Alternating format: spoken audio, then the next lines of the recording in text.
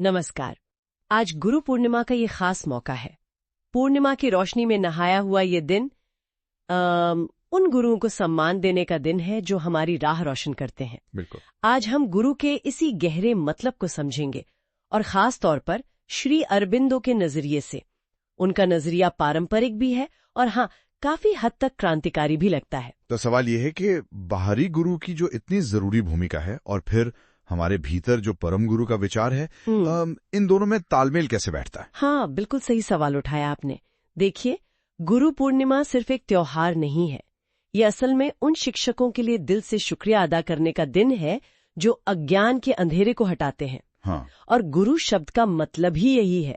गु यानी अंधकार और रू मतलब हटाने वाला। अच्छा।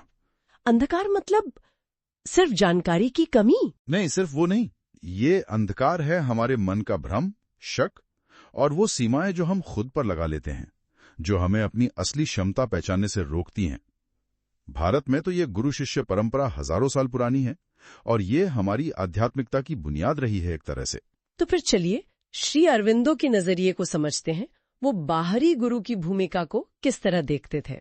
देखिए, श्री अरविंदो बाहरी गुरु के महत्व को पूरी तरह मानते हैं। वो इसे सीखने वाले और सिखाने वाले, मतलब लर्नर टू मास्टर, इस रिश्ते की तरह देखते हैं। गुरु सिर्फ ज्ञान ही नहीं देते, बल्कि वो सही रास्ता भी दिखाते हैं ताकि हम गलतियों से बच सकें। शिष्य के लिए गुरु आप कह सकते हैं ईश्वर के प्रतिनिधि या माध्यम जैसे होते हैं। ईश्वर के प्रतिनिधि? जी। तो उनके प्रति जो समर्पण होता है वो असल में उनके अंदर मौजूद दिव्य चेतना के लिए होता है, न कि सिर्फ उस व्यक्ति के लिए। और शिष्य के भीतर के गुरु को जगाने में ये बाहरी गुरु कैसे मदद करते हैं? श्री अरविंदो ने कुछ तरीके बताए हैं। हाँ, बिल्कुल। श्री अरविंदो 3 मुख्य तरीके बताते हैं। पहला है टीचिंग, यानी शिक्षण या आध्यात्मिक ज्ञान देना। दूसरा है एग्जाम्पल, मतलब अपने जीवन से, अपने आचरण से एक मिसाल पेश करना। और तीसरा, जो बहुत सूक्ष्म है, वो है इन्फ्लुएंस, प्रभाव। इन्फ्लुएंस, प्रभाव, ये कैसे काम करता है? मतलब सिर्फ ज्ञान नहीं? हाँ, ये सिर्फ शब्दों का ज्ञान नहीं है। ये प्रभाव बहुत गहरा होता है।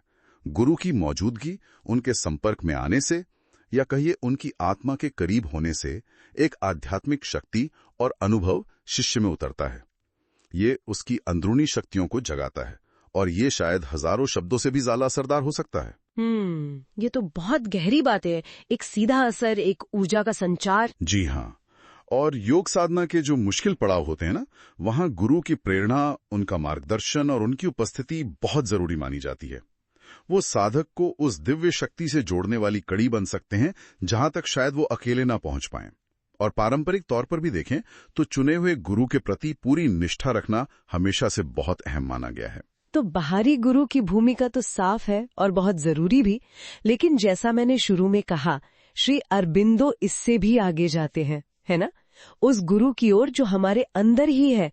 शायद यही उनके नजरिए का सबसे क्रांतिकारी पहलू है। हाँ, बिल्कुल यही बात है।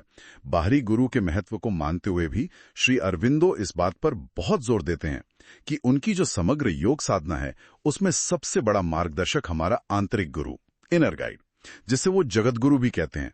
यानी वो सार्वभौमिक शिक्षक जो हर एक के अंदर मौजूद है, गुप्त रूप से।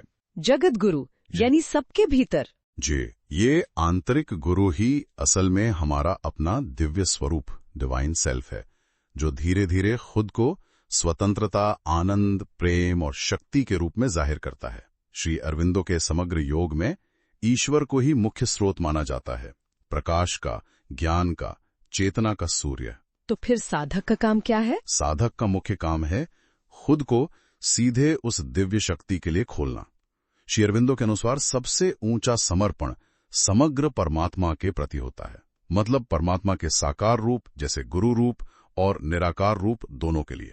और क्या बिना बाहरी गुरु के भी मार्गदर्शन मिल सकता है? हाँ, श्री अरविंदो कहते हैं कि जो साधक तैयार हैं, उनके लिए परमात्मा बिना किसी बाहरी गुरु के भी सीधा मार्गदर्शन दे सकते हैं। अच्छा, तो अगर मैं सही समझ रही हूँ, बाहरी गुरु एक महत्वपूर्ण पड़ाव है, एक सहायक है, जिनका असली काम हमें हमारे भीतर के परम गुरु से मिलाना है, उसे जगाना है। बिल्कुल सही समझा आपने।